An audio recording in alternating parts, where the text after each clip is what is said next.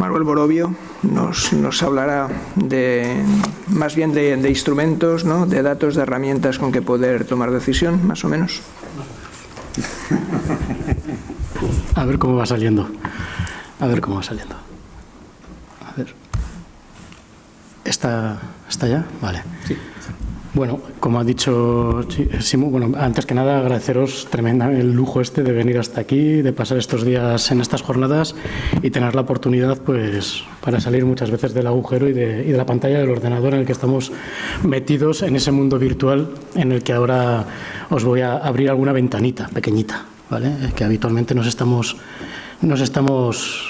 moviendo, ¿no? Me toca hablar de TIC.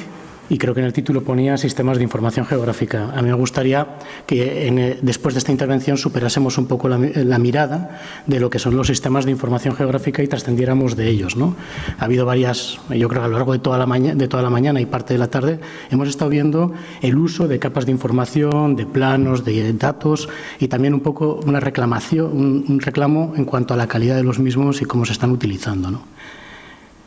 Hablar de TIC y hablar de tecnologías implica también una pequeña reflexión, o siempre me gusta empezar con esta imagen, ¿no? Que es una serie de hitos que se han dado a lo largo de la historia, que son los momentos en los que ha habido momentos disruptivos en la historia de la humanidad, que es el momento en que aparecen diferentes tecnologías, muchas de ellas vinculadas también a la capacidad de comunicación, de escritura y de transferencia de esa escritura, ¿no? Desde la propia aparición de los primeros mapas o a la propia imprenta, ¿no?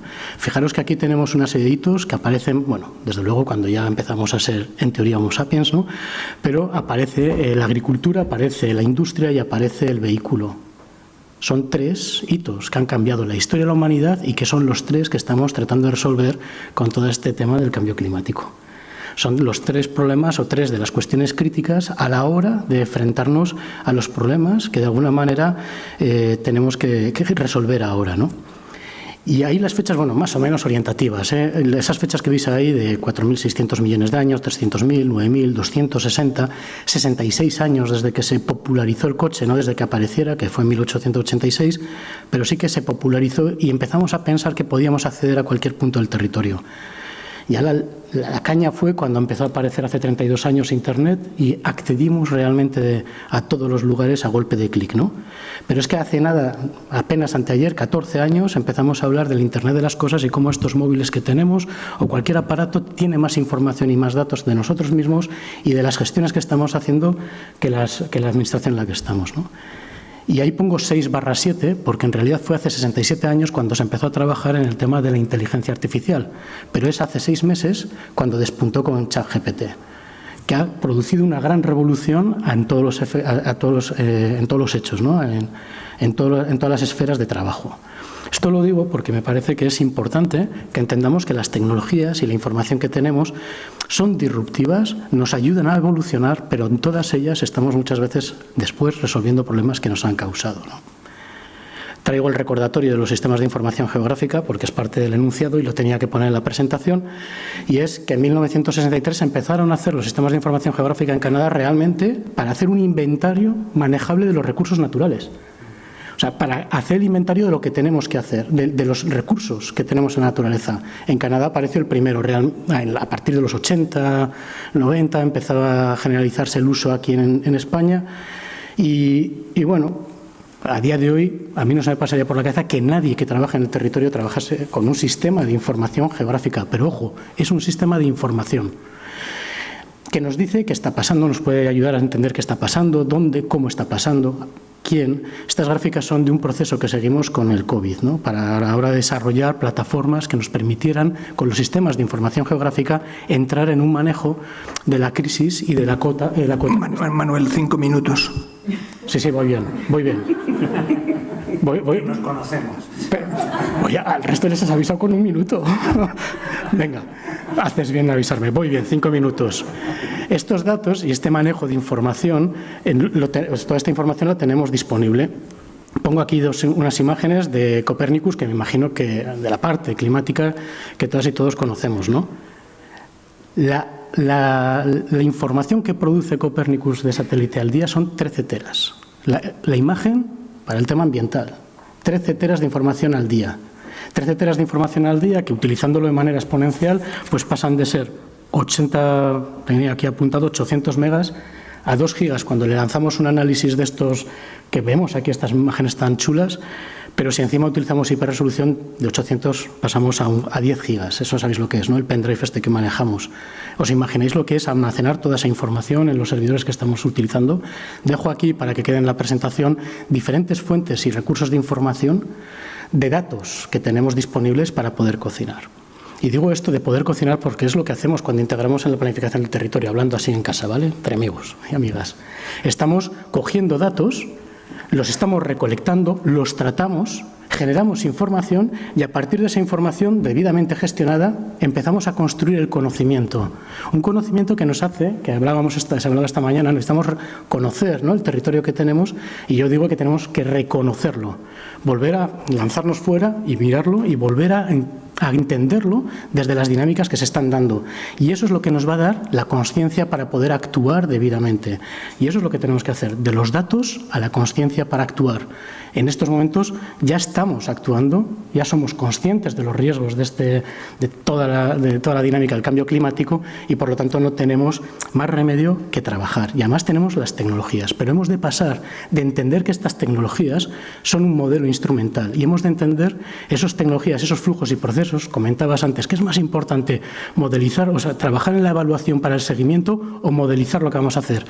Lo importante es entender los objetos con los que estamos trabajando y cuáles son las relaciones que se dan entre ellos. Si los modelizamos debidamente y sabemos cuáles son las relaciones que se dan entre los diferentes objetos y las consecuencias de que unos u otros operen, sabremos de alguna manera cómo están evolucionando. Y además tenemos tecnología, como veis ahí, desde los satélites hasta los móviles que trabajamos y los propios expedientes administrativos. En la mesa anterior se decía, ¿cómo manejamos los datos? La cantidad de datos e información que producen las administraciones en cada expediente administrativo que están tramitando es brutal. Y sin embargo, luego tenemos que dedicar muchísimo tiempo a recopilar esa información. Lo que tenemos que entender es que esos datos están alimentando objetos de algo que podría estar virtualizado en ese gemelo digital sin esos riesgos que de alguna manera pueden conllevar esos costes, ¿no? Aquí tenemos que pasar ese modelo sistémico y entender que hemos de pasar de un SIG tradicional a una semántica territorial, de aplicaciones sectoriales a unas aplicaciones transversales, ¿no? Y de un lenguaje y sistemas complejos a lo que ya es un lenguaje natural. Hace muchos años, no muchos años, 10 años, 15 años, 20 años apenas, nadie sabía lo que era un GIS. Ahora todo el mundo utilizamos Google Maps para ir a casa o para ir al trabajo. Y fijaros, y era un ejemplo que me gusta poner siempre, utilizamos Google Maps para decir quiero ir del punto A al punto B. Hacemos un plan porque queremos un modelo territorial que tenemos ahora y queremos ser un modelo territorial que se adapte y que realmente responda a lo que está ocurriendo. Cuando estamos diciéndole a Google Maps quiero ir del punto A al punto B y le digo que quiero llegar antes de las 10, si Google detecta que hay un error o que hay un accidente, me marca una ruta alternativa. Y sin alterarme el objetivo, me dice que puedo llegar por otro camino.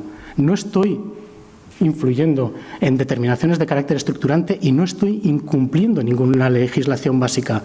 Estoy realmente incorporando un conocimiento más ágil, una cocina mucho más intensa y toda la maquinaria que hay detrás para ofrecerme una alternativa que me haga llegar a mi objetivo y no me haga incumplir ninguna norma y me permita modelizar escenarios distintos antes de que luego me lo judicialicen del todo, ¿no? Carnaza de juicio y de recurso.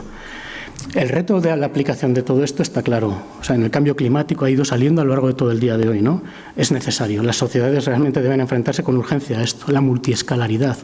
La integración de diferentes capas de información con la que estamos trabajando es crítica, pero tenemos que trabajar a nivel global, pero pensando desde lo micro. Es que nosotros, desde lo micro, desde nuestros móviles, desde nuestros expedientes administrativos, desde nuestros diferentes planes, estamos enriqueciendo un sistema de abajo arriba. Y hay experiencias como el SIOSEP de alta resolución, por ejemplo, en España, que ha empezado a trabajarse, en vez desde la imagen satélite, ya termino, bueno, intento, desde la imagen del satélite, en vez de enriquecerse desde ahí, va desde los expedientes de la PAC, de la SIGPAC, del forestal. Los expedientes de la PAC son los que se rellenan a través de los trámites administrativos que hacen los propios agricultores. Y a partir de ahí, con sistemas de modelo de agregación de información, estoy dando el mismo resultado, pero con una hiperresolución de fondo. y además con una trazabilidad del por qué estoy dibujando esa tesela con esos datos. Y surge además de la gente que está viviendo en ese territorio.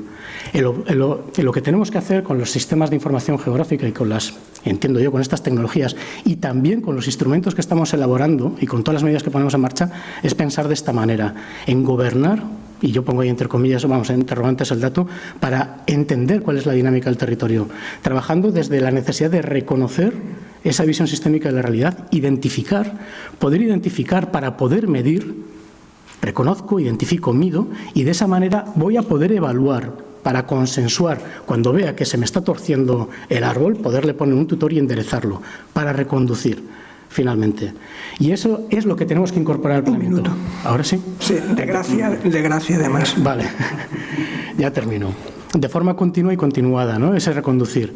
Y aquí es donde es crítico el incorporar, cuando estamos estableciendo objetivos, sistemas de indicadores y de evaluación y de seguimiento. Y eso es lo que realmente nos tiene que permitir empezar a trabajar. No me voy a enrollar en esta imagen, simplemente es para los que se muevan un poquito en este mundo, tenemos que superar la visión de la infraestructura de datos espaciales, una visión sectorial y cerrada en la que me habla simplemente yo conmigo desde mi ámbito sectorial, muy propio también de las políticas territoriales, que trabajamos por capas que son como impermeables, para empezar a trabajar en un sistema que se empieza a jugar de una manera infinita, enriqueciéndolo hacia una infraestructura de conocimiento espacial. Y esto es lo que realmente hemos de empezar a integrar, no solamente en los datos y en los documentos que hacemos, sino también en el marco legislativo, porque es un reto tremendamente fuerte de cara a esos temas de garantía jurídica. La Unión Europea, no solamente con el proyecto Copernicus, sino que también con este otro proyecto que es Destination Earth, está haciendo lo que llama el gemelo digital, que realmente lo que pretende es empezar a integrar todas estas cuestiones para poder simular en un espacio virtual lo que está ocurriendo. ¿Quién lo lidera? En el caso de España, creo que es la agencia AEMET. AEMET está con este modelo. ¿Qué es lo que tenemos ahí? Un gemelo digital que realmente nos está prediciendo el tiempo de forma meteorológica, lógicamente no es el cambio climático, pero que ya nos permite hacer esas simulaciones. Pero como no podía acabar de manera tan positiva, ya veis que soy un entusiasta de este tema, que realmente lo he utilizado para todos los instrumentos que hemos estado trabajando, tanto las DOT, el Plan de Ordenación del Litoral, la adaptación al cambio climático en Navarra, y realmente la trazabilidad de la información luego en sede judicial da una fiabilidad brutal. Cuando te sometan a un posible recurso, irle con los datos y con la pericial del territorio es brutal. Pero quería dejar también una llamada de atención. Esto implica que poder montar todo esto de monitorizar, entender, simular y anticipar, quiere decir que alrededor de nuestra casa está ocurriendo esto otro. Cuidadito. Eso es de la propia agencia europea, ¿no? espacial europea, en la que están haciendo el seguimiento y monitorización de toda la basura espacial de menos de 1 milímetro. Eso es lo que tenemos alrededor de nuestro planeta para que podamos tener cobertura, para que podamos tener imágenes de satélite y para que podamos tener todos estos maravillosos sistemas de información geográfica y territorial. Esto es como cuando teníamos el coche. Lo que pasa es que ahora ya podemos empezar a intuir que esto igual no es bueno.